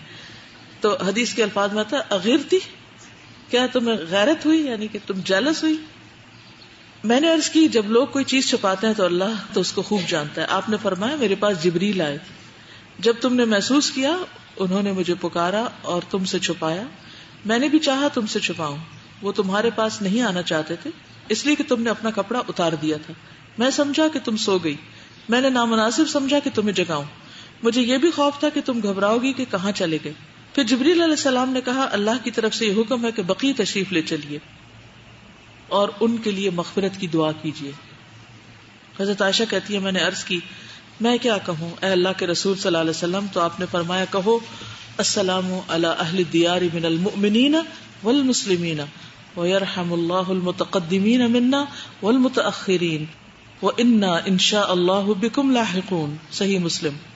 سلام ہے ایمان والے گھر والوں پر اور مسلمانوں پر، اللہ رحمت کرے ہم سے آگے جانے والوں پر اور پیچھے رہنے والوں پر، اور اللہ نے چاہا تو ہم تم سے ملنے والے. اس حدیث سے پتہ چلا کہ جناب رسالت مآب نے حضرت عائشہ کو قبرستان میں جا کر اہل قبور کے لیے دعا کرنے سے منع نہ کیا، ٹھیک ہے، بلکہ آپ کو خود دعا سکھائی. تو اس حدیث سے کیا پتہ چلتا ہے کہ عورتیں بھی قبرستان جا سکتی ہیں اور دعا کر سکتی ہیں. ایک اور حدیث بھی اس کی تائید کرتی ہے. انس بن مالک سے روایت ہے کہ رسول اللہ صلی اللہ علیہ وسلم ایک عورت کے پاس سے گزرے جو ایک قبر کے پاس بیٹھی رو رہی تھی. آپ نے فرمایا اللہ سے ڈر اور صبر کر. اس حدیث سے معلوم ہوا کہ نبی اکرم صلی اللہ علیہ وسلم نے اس عورت کو صبر کی تلقین کی، مگر یہ نہ کہا کہ تم قبرستان کیوں آئی ہو یا آنے سے منع نہ کیا. یہ بات واضح ہوگی کہ مردوں کے ساتھ عورتوں کو بھی قبرستان کی زیارت کی اجازت ہے. جہاں تک ممانت والی حدیث ہے، ایک تو وہ پہلا حکم تھا اور دوسرے اس میں لفظ زوارات آیا ہے. زوارات جو کثرت سے زیارت کرنے والیوں کے لیے بولا جاتا ہے کہ روز ہی انسان وہاں پہنچ جائے. یہ لعنت بہت زیادہ زیارت کرنے والیوں پر ہے. بہت زیادہ زیارت کرنے کا نقصان کیا ہوتا ہے؟ پھر خوف نکل جاتا ہے، وہ احساس نہیں رہتا اور وہ ایک میلہ سا لگ جاتا ہے. جو خامند کے کاموں کا خیال نہ رکھے اور رات دن قبروں ہی میں گھومتے پھرے. نہ یہ کہ مطلق زیارت عورتوں کو منع ہے، کیونکہ موت کی یاد میں مرد اور عورت دونوں محتاج ہیں. تحسیر الباری علامہ وحید الزمان نے یہ بات کہی ہے. زیارت قبور کا حکم عام ہے. ہاں ممانعت جس بات کی ہے وہ حجر یعنی جاہلیت کا وہ کلام ہے جس میں شور و غوغا بین اور جاہلیت کی پکار ہو، یعنی فضول بکواس. تو چند باتیں قبروں کی زیارت وغیرہ سے متعلق جو ہے یہ اچھی طرح واضح ہونی چاہیے. تو کس چیز سے منع کیا گیا ہے؟ قبروں کے پاس کیا نہیں کرنا چاہیے؟ فضول باتیں، ٹھیک ہے. ولا تقولوا حجرا، بےہودہ باتیں کہنے سے منع کیا گیا. چیخ پکار، لغو، فضول ادھر ادھر کی باتیں. ایک اور حدیث سے پتہ چلتا ہے کہ قبروں کے پاس جانور ذبح کرنے سے منع کیا گیا ہے. سنن نبی داؤد کی روایت ہے قال رسول اللہ صلی اللہ علیہ وسلم لا اقر فی الاسلام قال عبد الرزاق كانوا يعقرون عند القبر بقرة او شاة. رسول اللہ صلی اللہ علیہ وسلم نے فرمایا کہ اسلام میں عقر نہیں. عبد الرزاق کہتے ہیں زمانے جاہلیت میں لوگ قبروں کے پاس جا کر گائے یا کوئی اور جانور ذبح کرتے تھے. تو بکرے وغیرہ کہاں ذبح کرنے چاہیے؟ بچڑ خانے میں، نہ کہ قبروں پر. اس سے منع کیا گیا. تو کیا کیا منع کیا گیا؟ فضول باتیں. نمبر 2 کچھ ذبح وغیرہ کرنا وہاں. کیونکہ وہ کیوں کیا جاتا ہے؟ اہل قبور کے تقرب کے لیے وہاں پر ذبح ہوتا ہے. تیسری چیز جسے منع کیا گیا وہ قبر اونچی کرنا ہے، وہ وسن بن جائے گا. پھر رسول اللہ صلی اللہ علیہ وسلم نے قبر پر عمارت تعمیر کرنے اور قبر میں زیادتی کرنے سے منع فرمایا. سنن النسائی کی روایت ہے. ابو حیاج اصلی کہتے ہیں کہ حضرت علی نے مجھ سے فرمایا کیا میں تمہیں اس کام کے لیے نہ بھیجوں جس کے لیے مجھے نبی صلی اللہ علیہ وسلم نے بھیجا تھا، کہ تو کسی تصویر کو مٹائے بغیر نہ چھوڑ اور نہ کسی بلند قبر کو برابر کیے بغیر. یعنی ایسی تصویریں جن کو لوگ پوجتے ہیں اور ایسی قبریں کہ جو اونچی ہیں اور جو لوگوں کے بت بنے ہوئے ہیں، سب کو برابر کر دو. ثمامہ سے روایت ہے ہم فضالہ بن عبید کے ساتھ روم کی سرزمین میں تھے، مقام رودس میں تھے. ہمارے ایک ساتھی کا انتقال ہو گیا. حضرت فضالہ نے اس کی قبر کو برابر کرنے کا حکم دیا. پھر فرمایا میں نے رسول اللہ صلی اللہ علیہ وسلم سے سنا آپ قبروں کو ہموار کرنے کا حکم دیا کرتے تھے. جابر سے روایت ہے نبی صلی اللہ علیہ وسلم کے لیے لحد کھودی گئی، کچھ کچی اینٹیں کھڑی کر کے لگائی گئی یعنی اندر، اور زمین سے بالش بھر اونچی رکھی گئی، کیونکہ آپ کو جب اندر ڈالا گیا تو جو مٹی بچ گئی وہ جب اوپر آئی تو وہ بس تھوڑی سی اونچی ہو گئی، لیکن باقاعدہ یہ کوہان نہیں بنائے گئے یا کوئی شیپ نہیں دی گئی. یعنی ایک تو یہ ہے کہ قبر کا آٹومیٹکلی تھوڑا سا اونچا ہو جانا، اور اس کی وجہ کیا ہوتی ہے کہ جب مردہ اندر جاتا ہے تو obviously اتنی جگہ کی مٹی باہر آ جاتی. اس سے منع کیا گیا کہ کوئی اور مٹی لا کر اس کو اونچا کیا جائے. ٹھیک ہے، کیونکہ قبر کے اندر انسان کے علاوہ بعضوں کا تابوت ہوتا ہے، کچھ جگہوں پر تابوت کے بغیر آپ دفنا ہی نہیں سکتے. کچھ ایسا بھی ہوتا ہے کہ وہاں پر جیسے لحد بنتی ہے تو اس کے ساتھ تختے رکھے جاتے ہیں، یعنی مردے کو ایک طرح سے محفوظ کرنے کے لیے. بعض قبریں بہہ جاتی ہیں تو اس کی وجہ سے پھر جو مٹی بچتی ہے وہ خود بخود اوپر تھوڑی سی اونچی ہو جاتی ہے، لیکن اس کی کوئی ایک ایسی شیپ نہیں بنائی جاتی جیسے ہمارے عام طور پہ آپ دیکھیں گے بنائی جاتی. سفیان تمار نے بیان کیا انہوں نے نبی صلی اللہ علیہ وسلم کی قبر مبارک دیکھی جو کوہان نما ہے. اب کوہان نما سے مراد یعنی کہ وہ زمین سے اٹھی ہوئی تھی، نہ کہ اس کو کوئی اور باقاعدہ شیپ دی گئی. حضرت جابر سے روایت ہے رسول اللہ صلی اللہ علیہ وسلم نے قبروں کو پختہ بنانے سے منع فرمایا، اور خاص طور پر قبروں کو چونے وغیرہ سے پختہ بنانے سے منع کیا گیا. اسی طرح کتبہ لگانے سے منع کیا گیا. کتبہ کہتے ہیں لکھے ہوئے پتھر کو، یا کوئی بھی چیز جس پہ لکھ کر کچھ لگایا جائے. ٹھیک ہے، نشانی کے لیے کوئی پتھر وغیرہ رکھ سکتے ہیں کہ یہ قبر ہے، لوگوں کو پتہ چلے یہ قبر ہے. تھوڑی سی اونچی کرنے کی بھی اجازت کس لیے ہے کہ پتہ چلے یہ قبر ہے، ورنہ اگر بالکل اسٹریٹ ہوگی تو کیا ہوگا، لوگ اس کو میدان سمجھ کے اس پر چلے جائیں گے. عثمان بن مظعون کا انتقال ہوا تو ان کا جنازہ لایا گیا، ان کو دفن کیا گیا. نبی صلی اللہ علیہ وسلم نے ایک شخص کو پتھر لانے کا حکم دیا، لیکن وہ اس کو اٹھا نہ سکا تو آپ خود ہی اس کو اٹھانے کے لیے کھڑے ہوئے اور آپ نے اپنی دونوں آستینیں اوپر چڑھا لی. مطلب کہتے ہیں کہ جس شخص نے حضور صلی اللہ علیہ وسلم کو یہ واقعہ نقل کیا وہ کہتا ہے کہ میں ابھی بھی اپنی آنکھوں سے دیکھ رہا ہوں آپ کے بازو کی سفیدی کو، یعنی جو بازو آپ نے اوپر کیے. جب آپ نے اس پر سے کپڑا ہٹایا تو وہ نظر آ رہی ہیں جیسے مجھے اب بھی. پھر آپ نے پتھر اٹھا کر سر کی طرف رکھ دیا اور فرمایا میں اپنے اس بھائی کی قبر پہچان سکوں گا اور میرے اہل بیت میں سے جو فوت ہوگا میں اسے اس کے قریب دفن کروں گا. تو اس لیے قبر کی نشانی رکھی. لیکن قبر پر عمارت بنانے سے واضح حدیث میں منع کیا گیا. اسی طرح قبر پر بیٹھنا منع ہے، سیٹ بنا کے یا بینچ بنا کے. کئی لوگ آپ نے آج کل دیکھا ہوگا کہ وہ پکی قبروں کی ہوتی ہے نا، تھوڑے تھوڑے باؤنڈریز بنی ہوئی ہوتی ہے، اس کے اوپر بیٹھے ہوئے ہوتے ہیں. نبی صلی اللہ علیہ وسلم نے فرمایا تم میں سے اگر کوئی انگارے پہ بیٹھ جائے، اس کے کپڑے جل جائیں، اس کا اثر کھال تک پہنچ جائے، سکن برن ہو جائے، یہ اس کے لیے قبر پر بیٹھنے سے بہتر ہے. قبر کی حرمت. کچھ لوگ قبر کے ساتھ لپٹ بھی جاتے ہیں، تو جب لپٹتے ہیں تو اوپر ہی ہو جاتے ہیں نا، کیسے لپٹ سکتے ہیں اس کے بغیر. دیکھیے قبر کے اوپر لیٹے بغیر آپ لپٹ سکتے نہیں، لپٹ سکتے.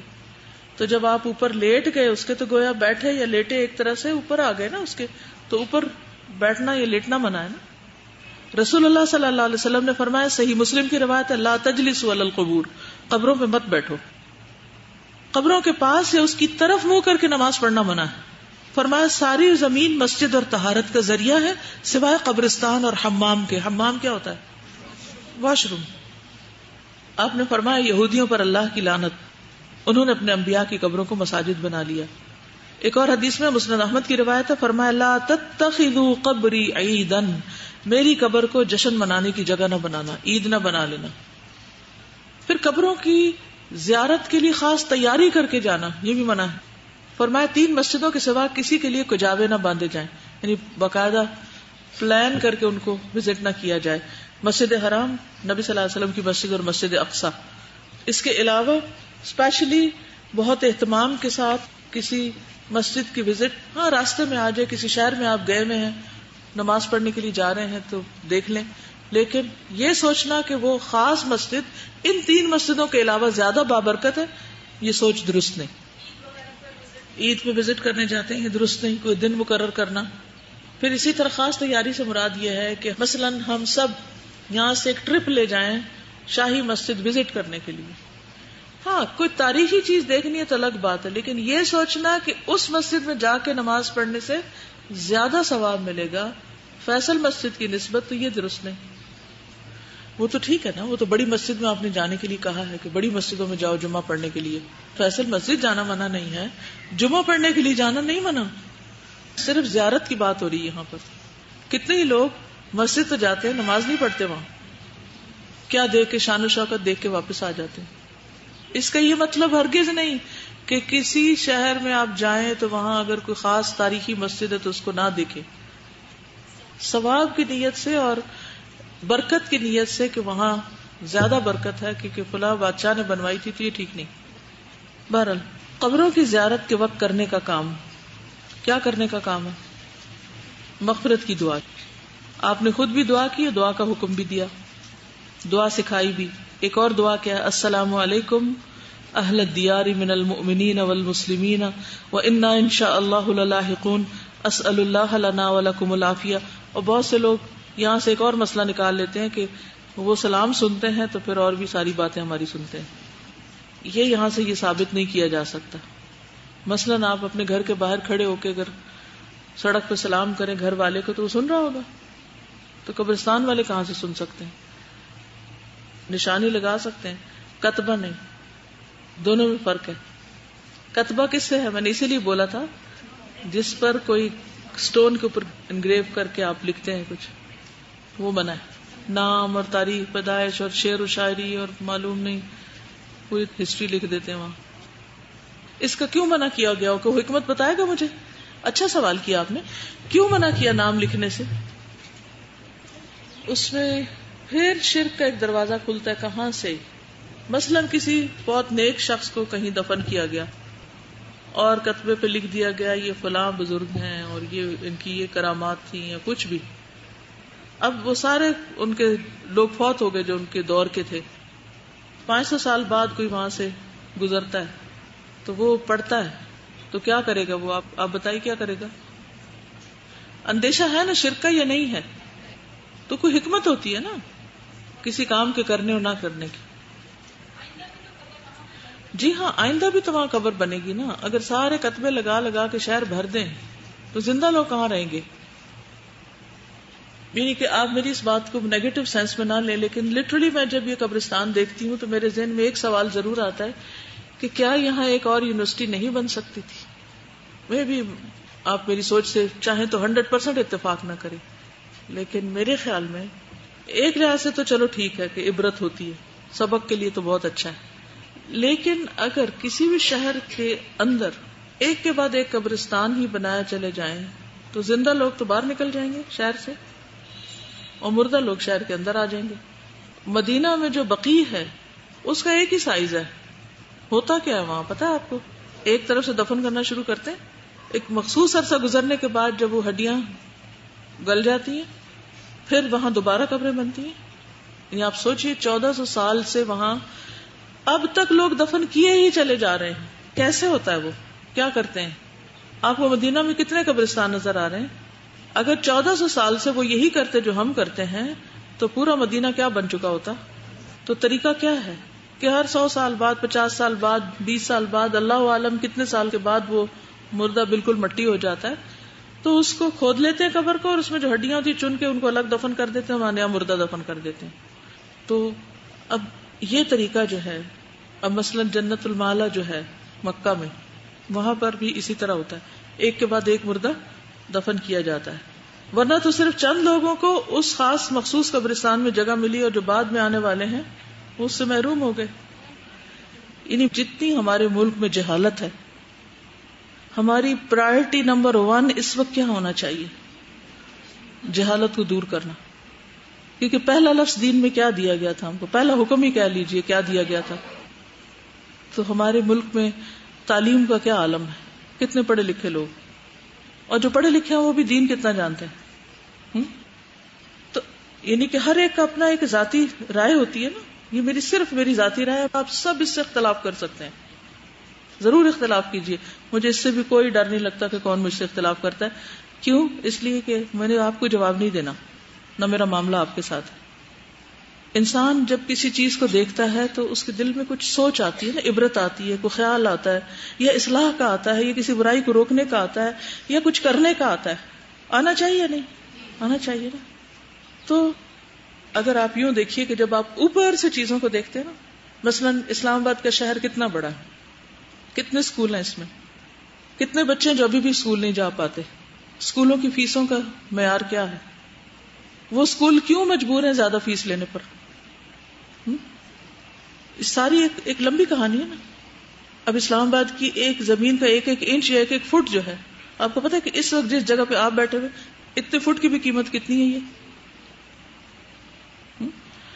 تو ایک پورا سیکٹر جس میں آدھا تقریباً قبرستان بن جائے اور آدھے میں کچھ اسکول وغیرہ بن جائے، تو میں کہتی ہوں کہ وہ قبرستان تھوڑے سے اور دور لے جائیں اور اس کو بھی اسکول بننا چاہیے. کوئی بھی اسکول جس میں کوئی تعلیم حاصل کرے.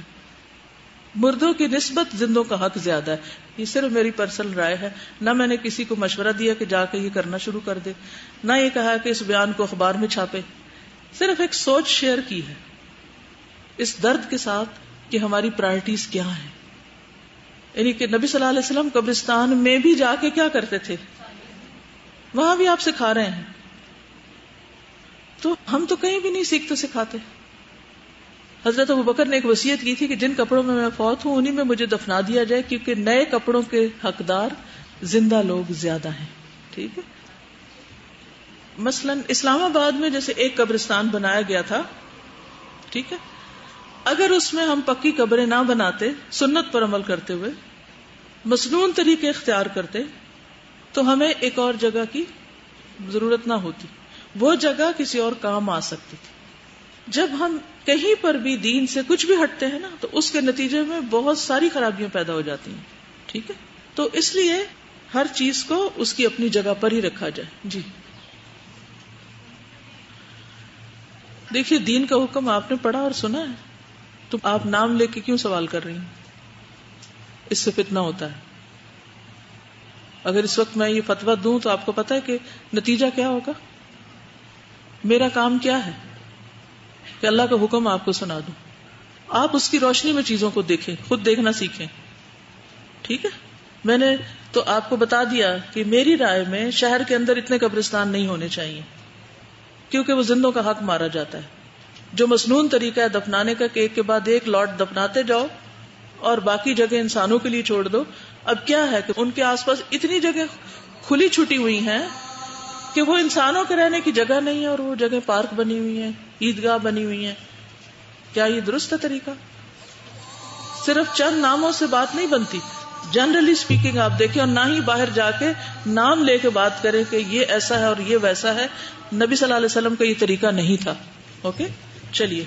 سبحانک اللہم و بحمدک، نشہد ان لا الہ الا انت، نستغفرک و نتوب الیک.